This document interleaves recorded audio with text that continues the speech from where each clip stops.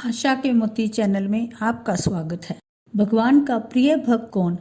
एक बार नारद मुनि जी ने भगवान विष्णु से पूछा, हे भगवान, आपका इस समय सबसे प्रिय भक्त कौन है? अब विष्णु तो भगवान है, सो झट से समझ गए अपने भक्त नारद मुनि की बात और मुस्कुरा कर बोले, मेरा सबसे प्रिय भक्त उस गांव का एक मामूली किसान है। यह सुनकर नारद मुनि जी थोड़ा निराश हुए और फिर से एक प्रश्न किया, हे भगवान, आपका बड़ा भक्त तो मैं हूँ, तो फिर सबसे प्रिय क्यों नहीं? भगवान विष्णु जी ने नारद जी से कहा, इसका जवाब तो तुम खुद ही दोगे। जाओ, एक दिन उसके घर रहो और फिर सारी बात मुझे बताना। नारद मुनि जी सुबह सवेरे मुंह अंधेरे उस किसान के घर पहुंच गए। देखा अभी अभी किसान जागा है और उसने सबसे पहले अपने जानवरों को चारा वगैरह दिया, फिर हाथ मुंह धोए, दैनिक कार्यों से निवृत्त हुआ, जल्दी जल्दी भगवान का नाम लिया, रूखी सूखी रोटी खाकर जल्दी जल्दी अपने खेतों पर चला गया। सारा दिन खेतों में काम किया और शाम को वापस घर आया। जानवरों को अपनी अपनी जगह बांधा,